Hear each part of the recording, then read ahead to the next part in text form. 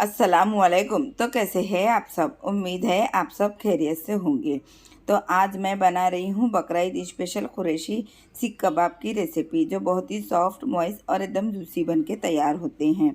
तो इस बकरा ईद में इस सीख कबाब की रेसिपी को एक बार ज़रूर बनाना। सीख कबाब के साथ खाए जाने वाली स्पेशल ग्रीन चटनी भी बनाना बताऊँगी। तो मेरी इस रेसिपी को बिना स्किप किए पूरा ज़रूर देखना। चलो देख लेते हैं कैसे बनाते हैं।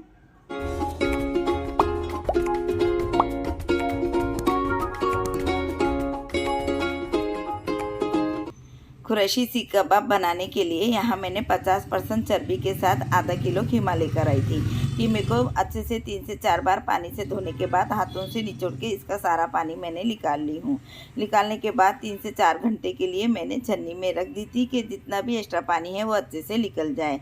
उसके बाद मैंने कीमे को मिक्सर की जार में डाल के एकदम बारीक पीस ली हूँ। पीसने के बाद मैंने एक बाउल में निकाल ली हूँ। अब पानी इसमें बिल्कुल भी नहीं है। अब एक खुला बर्तन लेंगे और कीमे को एक खुले बर्तन में हम निकाल लेंगे। अब हम कीमे को मैरिनेट कर लेते हैं।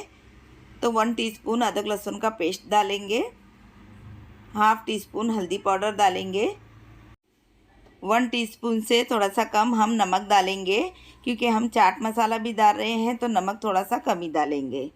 हाफ टी स्पून हम डालेंगे chaat masala, half tea spoon गरम मसाला पाउडर डालेंगे। ये घर का बना हुआ गरम मसाला पाउडर है। 1 टीस्पून भुना हुआ ज़ीरे का पाउडर डालेंगे। 1 टीस्पून लाल मिर्ची पाउडर डालेंगे। ये तीखी वाली लाल मिर्ची पाउडर है। 1 टेबलस्पून हम डालेंगे कश्मीरी लाल मिर्ची पाउडर। इससे सीख कबाब में बहुत अच्छा कलर आता है। 4 से 5 हरी मिर्ची में थोड़ा सा नमक डाल के मैंने मोटा मोटा कूट ली हूँ। तो ये मोटा मोटा कुटी हुई हरी मिर्ची को हम डाल देंगे। तो तीखा आप अपने हिसाब से कम ज़्यादा कर सकते हैं। सीख कबाब को और भी चटपटा बनाने के लिए एक नींबू के रस को डाल देंगे। एक बड़ी प्याज को मैंने चॉपर में एकदम बारीक चॉप कर ली थी। चॉप करने के बाद हाथों से निचोड़ के इसका सारा पानी मैंने अच्छे से निकाल ली हूँ।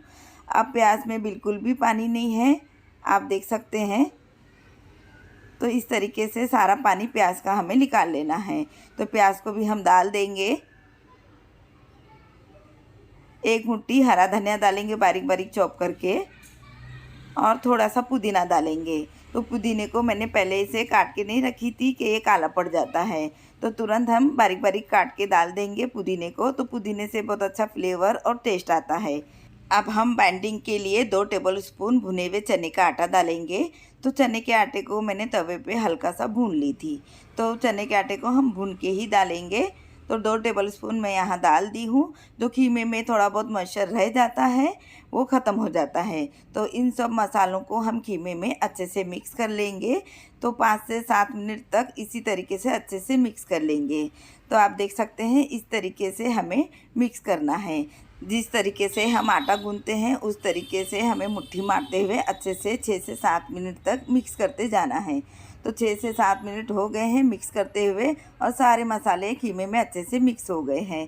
अब हम क्या करेंगे, कीमे को इस तरीके से फैला लेंगे और बीच में एक कटोरी को रख देंगे। और बारबेक्यू फ्लेवर के लिए हम कीमे में एक स्मोकी फ्लेवर दे देंगे।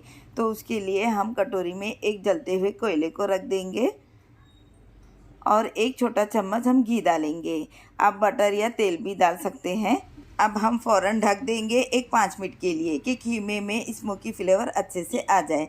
सीख कबाब के साथ खाए जाने वाली स्पेशल ग्रीन चटनी को बना लेंगे। तो उसके लिए यहाँ मैंने मिक्सर के छोटे जार को ले ली हूँ।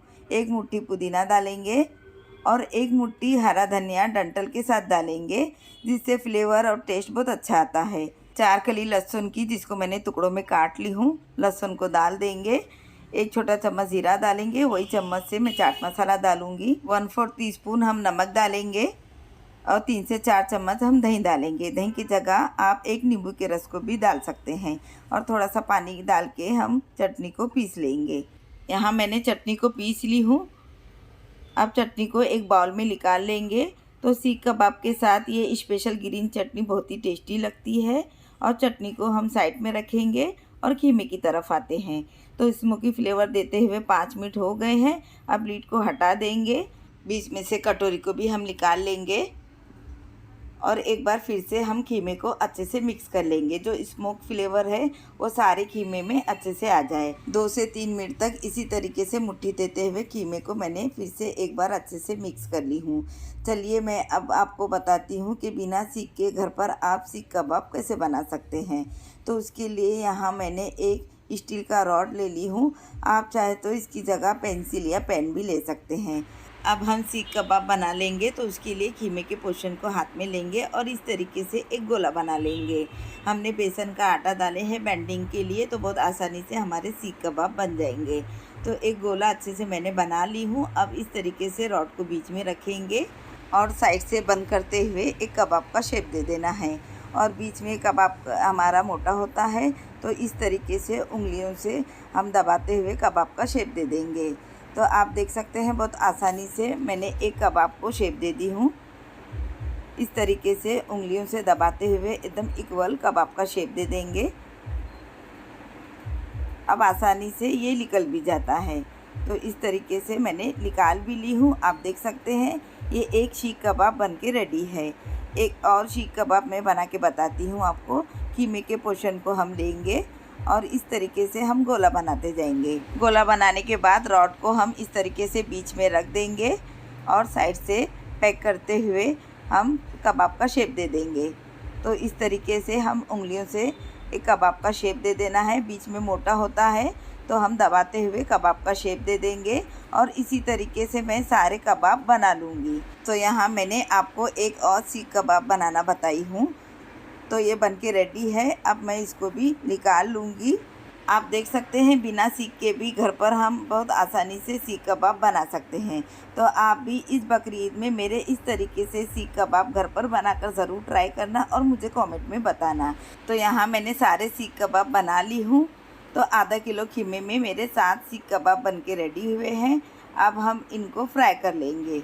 उसके लिए यहाँ मैंने एक पैन में 3 चम्मच तेल डाल के हाई फ्लेम पे गरम होने के लिए रख दी थी। तेल गरम होने के बाद मैंने फ्लेम को लो टू मीडियम कर दी हूँ।